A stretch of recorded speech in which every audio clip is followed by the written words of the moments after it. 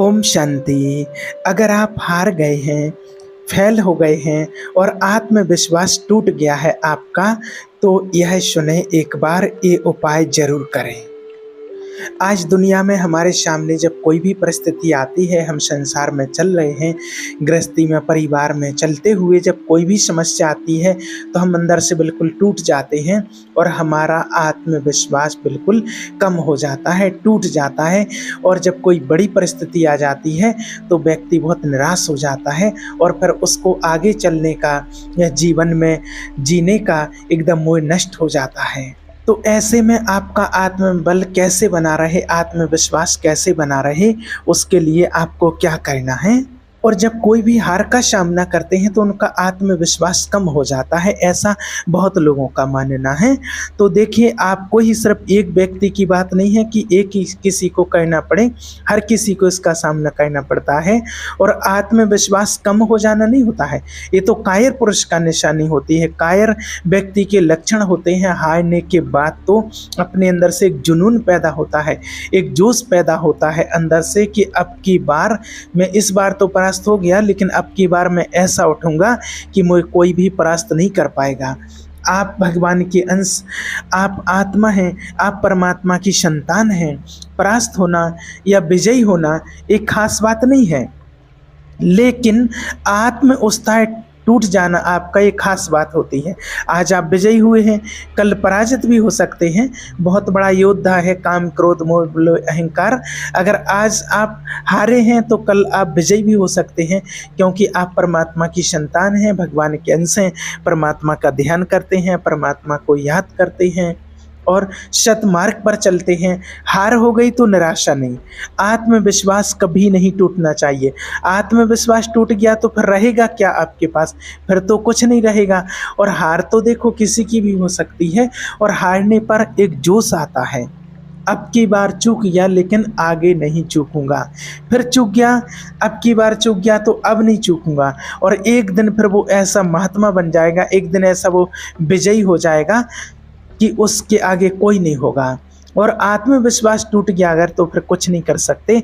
आत्मविश्वास तो हम जिंदगी भर नहीं तोड़ेंगे, मरते दम तक भी हम कोशिश करेंगे कि इसको हराएंगे। इस बात को आप अच्छे से समझना, 1000 बार हारने के बाद भी आपका आत्मविश्वास कम नहीं होना चाहिए और यही रहना चाहिए कि मैं हराऊंगा तो मैं ज़रूर हराऊंगा। अपना आत्मविश्वास कम नहीं होना चाहिए, मन से कभी हारना नहीं चाहिए, क्योंकि जो मन से हार गया फिर वो जीत नहीं सकता है। एडिसन का नाम आप सभी ने सुना होगा, जिन्होंने बल्ब की खोज की थी। उन्होंने जब बल्ब की खोज की शुरुआत की इस चीज़ की, तो वो 99 बार हारे थे। एक बार नहीं, 2 बार नहीं, 10 बार नहीं, 99 बार। और 99 बार हारने के बाद फिर उनको 100वीं बार सफलता मिली थी। और उनकी कहानी अगर आपने पढ़ी हो, कि आप सोच भी नहीं सकते हैं कि ये व्यक्ति कभी बल्ब की खोज कर सकता था, ये व्यक्ति दुनिया को रोशनी दे सकता था। उनके अगर बचपन की आपने कभी कहानी उनकी पढ़ी और सुनी हो आपने, तो ऐसी थी उनकी कहानी, जो उनसे बहुत प्रेरणा ले सकते हैं और बहुत आप अपने जीवन में आगे बढ़ सकते हैं उनको सुन करके, समझ करके, सीख करके। वो जिस स्कूल में पढ़ने के लिए जाते थे, तो उस स्कूल के जो टीचर थे उन्होंने एक दिन उनको एक चिट्ठी लिख करके दी।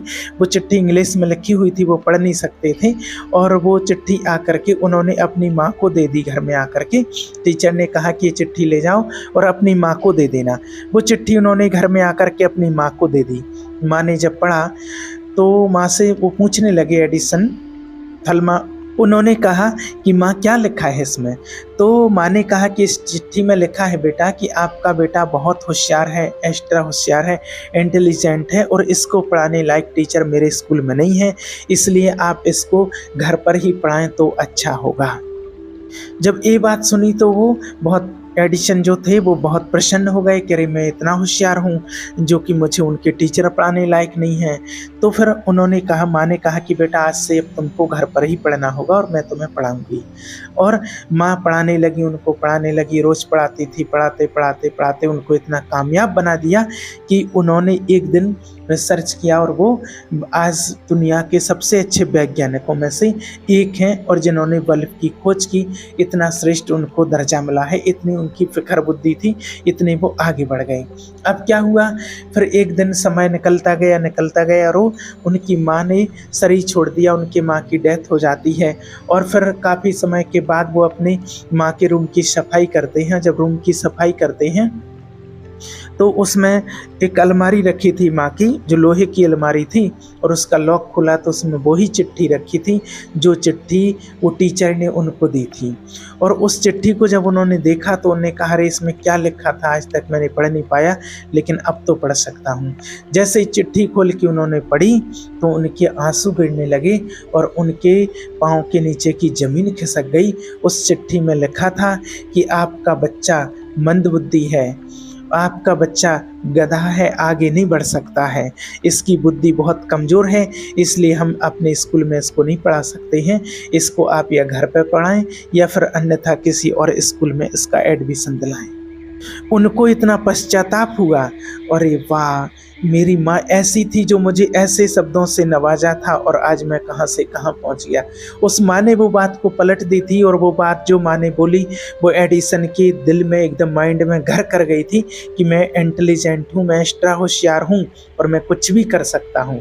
और उन्होंने करके दिखाया, आज सारी दुनिया को रोशनी दे रहे हैं। उन्होंने करके दिखाया। सिर्फ अपने अंदर जुनून होना चाहिए, उमंग होना चाहिए। एक बार हारे, 2 बार हारे, 10 बार, 20 बार, लेकिन वो लगे रहे और 100वीं बार में उनको सफलता मिली और आज पूरी दुनिया को वो प्रकाशित कर रहे हैं। तो इसलिए कहने का भाव कि जब हम कोई परिस्थिति आती है, एक बार हार जाते हैं किसी कारणवश, तो आपको हार नहीं माननी है कि कोई भी आप काम करते हैं हार गए और हार मान करके बैठ जाएं, नहीं। और हारने के बाद भी ताल ठोकते रहो कि हराएंगे तुम्हें तब विजय मिलती है। ये तो सोचना ही नहीं है कि हार गए तो अब विजय कैसे होगी। हार तो बड़े बड़े की होती है और बड़े बड़ों से चूक हो जाती है, बड़े बड़े पहलवान चूक जाते हैं। हाथ मिलाया दाव में फंस गए तो उससे कमज़ोर वाला उसको पटक देता है। फिर ये तो आप जानते ही हैं कि ये तो कितने मायाशाली बलशाली हैं, काम क्रोध लोभ मोह अहंकार, इनको तो जानते ही हैं। और परम पद की प्राप्ति होती है इन्हीं विजेताओं को परास्त करके। वो बल कौन सा है? वो बल है परमात्मा का आश्रय, परमात्मा का ध्यान, परमात्मा के नाम का जप करना। और इन्हीं के वजह से हम काम क्रोध लोभ मोह अहंकार इन सब चीज़ों पर विजय प्राप्त करते हैं। आत्मबल तो बिल्कुल नष्ट नहीं होना चाहिए। खेल में तो उत्साह बढ़ना चाहिए। खेल में कभी उमंग उत्साह कम थोड़ी होता है और हमारा उत्साह बढ़ता ही रहता है। और कम हो गया, हारने पर जिसका उत्साह टूट जाए वो पक्का खिलाड़ी नहीं है, वो कच्चा खिलाड़ी कहेंगे उसको। सुख में, दुख में, लाभ में, हानि में, जय में, पराजय में, यश अपयश, किसी भी प्रकार की परिस्थिति आए, लेकिन हमें निराश नहीं होना है। देखिए, जब गंदा आचरण अपना फल देता है तो मैं हार जरूर गया, लेकिन हम भगवान को याद करते रहेंगे, परमात्मा का ध्यान करते रहेंगे, परमात्मा का सत्संग सुनते रहेंगे। अगर एक बार हार गए तो जीवन नष्ट हो जाएगा क्या? ये नाम नष्ट हो जाएगा? क्या आचरण नष्ट हो जाएंगे? नहीं, ऐसा कुछ भी नहीं होता है। अगर कोई बुरा काम करता है तो बुरा काम करने वाले के पाप, जो बुरे कर्म हैं वो नष्ट नहीं होते, तो आपके अच्छे कर्म नष्ट कैसे हो जाएंगे? एक बार गिर गया फिर उठूंगा, फिर गिर गया तो फिर उठूंगा, और ऐसे करते करते मैं इतना मजबूत हो जाऊंगा कि कहाँ गिर गया और कैसे गिर गया, और इस चीज़ को पकड़ करके और मैं आगे निकल जाऊंगा।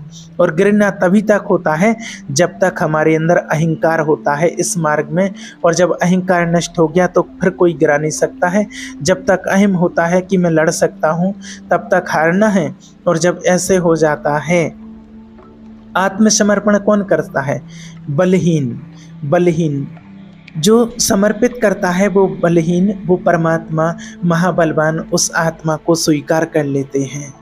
और जिसके बल भगवान हो, निर्बल के बल भगवान, और जिसके बल भगवान हो और उसका कोई कुछ भी नहीं बिगाड़ सकता है।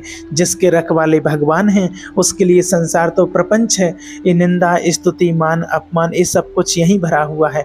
आगे बढ़ो, हारना नहीं है, अंदर से हारना नहीं है।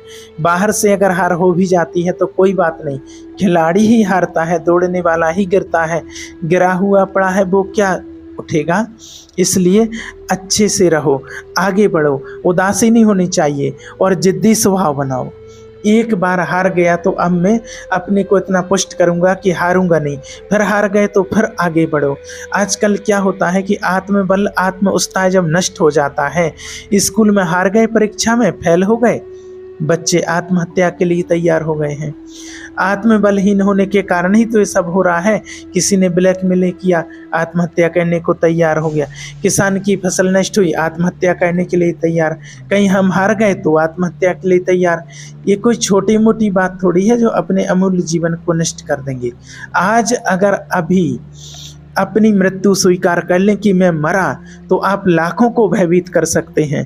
तो मैं देख करके लोग भयभीत हो जाएंगे, क्योंकि सिर्फ आप सोच लो ना कि एक ही बार तो मरना है, और सब भयभीत फिर आपसे होने लगेंगे। और देखो, लोग कहेंगे कि इतना इसको बिल्कुल भी भय नहीं है, ये तो माना बिल्कुल निडर है और इसकी मौत आने वाली है। ऐसे काम, क्रोध, लोभ, मोह, अहंकार ये भेड़िए की चाल की तरह होते हैं। ज्ञानियों को तो नहीं, लेकिन अज्ञानियों को डरवाते हैं। और ऐसा ना होता तो कोई भी आज तक ईश्वर को प्राप्त ही नहीं कर पाते। और जो संत जन हैं, चाहे कोई भी हो, जिन्होंने भी भगवान की साधना की है, उसको प्राप्त किया है। और जो ज्ञानी आत्माओं की निशानी होती, जो कहो जिनको कि संत आत्माएं कह सकते हैं, ऐसे लोग जो होते हैं, उनके लिए कोई वेशभूषा मायने नहीं रखती है। ना भगवान देखता है कि आपने कौन से कपड़े पहने हैं, लाल, पीले, काले, सफ़ेद क्या पहना है, भगवान कुछ नहीं देखता है। ये तो सिर्फ अपने ऊपर निर्भर करता है। संत लक्षण होते हैं। भगवान अपने दिल की बात को देखते हैं, हृदय की बात को देखते हैं। ये तो आप पक्का समझ लो। सबके लिए यही प्रार्थना है कि किसी भी परिस्थिति में हारना स्वीकार मत करो। आत्मबल को कभी छीन कर देना ये बड़ी हार होगी। और बाहर हम हार गए तो आज नहीं तो कल हम जीत जाएंगे। आप खेल में देखो ना, कहीं पर परास्त होता है व्यक्ति तो कहीं पर विजय कप लेकर के आता है कि हम जीत गए हैं, होता है ना। ये कितनी बार आपने ऐसा देखा होगा। जो व्यक्ति जिसने अगर हार का स्वाद चख लिया तो वही एक दिन विजय को प्राप्त कर पाता है। और जिसने हार को सहन नहीं कर पाया, हार नहीं चखेंगे तो विजय कैसे होंगे, है ना। विजयी तो वही होते हैं। अरे परिस्थिति तो सबके जीवन में आती है। ऐसा कौन है कि जिसके जीवन में परिस्थिति ना आती हो, किसके जीवन में संघर्ष नहीं आता है। भारी से भारी कष्ट भोगने पर भी अपमान, निंदा धर्म में चल रहा है तो कम से कम कह दे कोई कि अरे भाई वाह, भाई वाह, इतनी परिस्थिति है और आपने सहन कर लिया है। धर्म पे चल रहा है, सत्य पे चल रहा है, उसको गाली मिलेगी, निंदा मिलेगी, अब चल। सद्मार्ग पर चलने वाले के लिए जो कांटे बिछाए जाते हैं, बिछाने वाले के लिए तो वो त्रिशूल का काम करेंगे, लेकिन जो पग रख देता है उसके लिए फूल हैं वो। जो ताको कांटो बबे, ताहे बबे तो फूल। अपना कर्तव्य, अपना धर्म और जीव कदम रखा और तुमको फूल के फूल हैं और बाके कांटे के हैं त्रिशूल, वो उसको भोगना पड़ेगा। इसलिए बहुत कठिन मार्ग। इसलिए तो लोग विषयों में भ्रमित हो जाते हैं कि बहुत कठिन मार्ग है। और जो सह गए, माया से मुक्त हो गए, आप निकल जाते हैं। फिर किसी भी प्रकार का कोई भय नहीं होता है और मृत्यु का भी भय नहीं होता है, किसी प्रकार का कोई कष्ट नहीं होता है। जो परमात्मा का ध्यान करने वाली आत्माएं होती हैं, प्रभु का चिंतन करने वाले, सद्मार्ग पर चलने वाले होते हैं, उनका शरीर कैसे छूटता, उनको कोई भय नहीं होता है। जिस प्रकार हाथी के गले में से फूलों की माला गिर जाए और उसको पता भी नहीं चलता है, ऐसे कब शरीर छूट गया पता नहीं चलेगा। नहीं तो फिर कई लोगों को कितना कष्ट होता है। इसलिए हमें इस भय से पार होना है। हमें काम, क्रोध, लोभ, मोह, अहंकार पर विजय पानी है। इसलिए हमें उत्साहहीन नहीं होना है। अगर उत्साहहीन हो गया तो सब कुछ चला गया है और जीते जी समझो कि मर गया है। आज डिप्रेशन में लोग क्यों जा रहे हैं? पाप आचरण कर रहे हैं, उत्साहहीन हो रहे हैं, आनंद है नहीं अंदर, तो बस टेंशन है, डिप्रेशन है, सोच सोच करके परेशान हो रहे हैं और अंदर ही अंदर खोखला होते अंदर ही अंदर होते चले जा रहे हैं। हमें उत्साह में रहना है, हमें अच्छी सोच रखनी है, हमें परमात्मा का चिंतन करना, हमें हर समय प्रसन्न रहने की कला सीखनी है। मनुष्य जीवन ऐसे ही थोड़ी है। और आज दुनिया में लोग सभी पैसे के लिए परेशान हैं। क्या पैसे में वास्तव में आनंद होता है? आप विचार करके तो देखिए, नहीं। अगर पैसे में आनंद होता तो पैसे वाले तो बिल्कुल आनंदित होते, उनको तो कभी किसी प्रकार का दुख होता ही नहीं, लेकिन वो भी नहीं है, पैसे में आनंद नहीं है। आप इस बात को बहुत अच्छे से समझिए। ये बहुत बड़ा भ्रम है कि हमें रुपया मिल जाए, हमें अमुक सामग्री मिल जाए, हमें ये मिल जाए, वो मिल जाए तो हम खुश रहेंगे। आप जो भी चाहते हैं सब कुछ ले लीजिए, लेकिन उसके बाद भी अगर आपका प्रभु के साथ नाता नहीं है, भगवान का चिंतन नहीं करते हैं, ईश्वरीय मार्ग में नहीं चलते हैं, तो आप खुश नहीं रह सकते हैं। चाहे कितने भी आप धनवान हो, पैसे वाले हों, और जो ईश्वर का चिंतन करते हैं, ध्यान करते हैं, परमात्मा का चिंतन करते, मेडिटेशन करते, वो झोंपड़ी में रहते हुए भी खुश है, प्रसन्न है। जब तक आपको भगवान की प्राप्ति नहीं हुई, भगवान नहीं मिले हैं, तब तक आपको दुनिया की कोई भी वस्तु पदार्थ मिल जाए, आप सुखी नहीं रह सकते हैं, आप खुश नहीं रह सकते हैं। ये पक्का समझ लो। ये पैसा तो कोई खास बात नहीं है, खास बात तो है परमात्मा का चिंतन और अपने विचारों से सुख प्राप्त होता है। जब कोई निंदा करे, कोई विघ्न डाले, तो अब समझ जाओ कि अब हमारी भूमिका बदलने वाली है और मुझे प्रश्न का उत्तर देना है। आप सामने वाला गाली दे और आप मुस्कुराते हुए निकल जाओ, आपकी भूमिका बदल जाएगी। समझना आप इस बात को। और कभी ये सोचो ना कि हम सद्मार्ग में चल रहे हैं, ईश्वर के मार्ग में चल रहे हैं तो हमारी बड़ाई हो, नहीं। ये बात सबके समझ में नहीं आती है। स्वयं श्री कृष्ण जी दुर्योधन को समझा रहे हैं, लेकिन उसकी समझ में नहीं आ रही है, उसकी समझ में नहीं आती थी, क्योंकि इसको बहुत अहंकार था। जब आप सद्मार्ग पर चलोगे, ईश्वर के ज्ञान में चलते हो, मार्ग में चलते हो, तो परिवार वाले ही आपसे किनारा कर लेंगे, पड़ोसी आपसे किनारा कर लेंगे, आपकी तरफ देखेंगे नहीं, आपसे बात नहीं करेंगे, बुराई हो जाएगी। अब चलो, अगर छोड़ के बैठ गए तो फिर आपकी असली हार हो गई।